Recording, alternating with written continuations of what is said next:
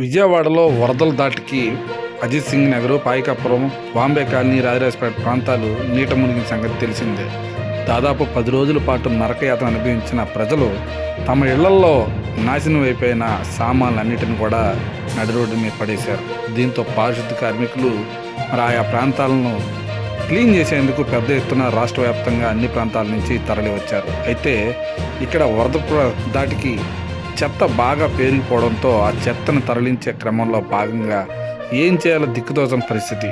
ఈ నేపథ్యంలో విజయవాడ నగరపాలక సంస్థ ఒక ప్రత్యామ్నాయ మార్గాన్ని ఎంచుకునే ప్రయత్నం చేసింది.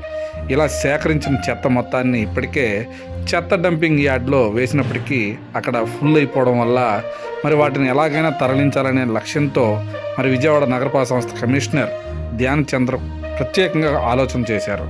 మరి ఈ చెత్త మొత్తాన్ని ఎక్కడ వేయాలి, రోడ్ల మీద ఇళ్లల్లో ఉన్న చెత్త మొత్తాన్ని ఎక్కడ వేయాలని ఆలోచించారు. దీంతో మరి ప్రజల నుంచి సేకరించిన చెత్తని పారిశుద్ధ కార్మికులు ఇప్పటికే ట్రాక్టర్ల ద్వారా, ప్రొక్లైన్ ద్వారా ఆ చెత్తని సేకరించారు. మరి దాదాపు క్లీన్ చేశారు. అయినప్పటికీ కూడా ఎక్కువ శాతంలో చెత్త రావడం వల్ల దాన్ని ఏం చేయాలని ఆలోచన చేపట్టారు. మొత్తంగా విజయవాడలోని అజిత్ సింగ్ నగర్ ప్రాంతంలో మరి ప్రత్యామ్నాయ మార్గాన్ని ఎంచుకోవాల్సిన క్రమంలో భాగంగా మరి మాకినేని బసవపున్నయ్య స్టేడియం ఒకప్పుడు క్రీడలకి మరి వాకింగ్ ట్రాక్లకి అన్నిటికీ ఉపయోగించే ఆ స్టేడియాన్ని ప్రస్తుతం చెత్త డంపింగ్ యార్డులా మార్చారు. ఎందుకంటే మరి పెరిగిపోతున్న చెత్తని తరలించాలి కదా, మరి ఏదో ఒకటి చేయాలి కదా. ఈ నేపథ్యంలో ప్రత్యామ్నాయ మార్గంగా ఆలోచించి మరి విజయవాడ నగరంలో ఉన్న చెత్త మొత్తాన్ని దాదాపు చెత్త డంపింగ్ యార్డ్కి తరలించినప్పటికీ మరి ఇంకా చాలా ఉండడం వల్ల ఏం చేయాలో దిక్కుతోచని పరిస్థితుల్లో ప్రస్తుతానికి సమీపంలో ఉన్న మాకినేని బసవపున్నయ్య స్టేడియంలో మరి ఈ చెత్త మొత్తాన్ని తరలిస్తున్నారు.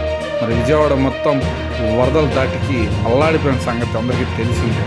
మరి దిగువలో ఉన్న వారందరూ కూడా ప్రస్తుతం రోడ్డు మీదకి వచ్చేసారు. మరి ఇళ్లలో ఉన్న సామాన్లన్నిటి కూడా ఎందుకు పనికి రాకుండా పోయాయి. వాటన్నిటినీ తరలించేందుకు నగరపాలక సంస్థ ప్రత్యేకంగా చర్యలు చేపట్టింది. ఇప్పటికే దాదాపు వరద ప్రాంతంలో చెత్తని క్లీన్ చేశారు. అయితే మాకినేని బసవపున్నయ్య స్టేడియంలో తరలించిన చెత్తని మరి ఇప్పుడు ప్రస్తుతం ఎక్కడ తరలించాలన్న ఆలోచనలో ఉన్నారు. ప్రస్తుతం అక్కడ సిబ్బందితో ప్రశ్నించగా మరి దీన్ని కూడా స్టేడియంలో ఉన్న చెత్తను కూడా డంపింగ్ యార్డ్కి తరలిస్తున్నామని చెప్పారు.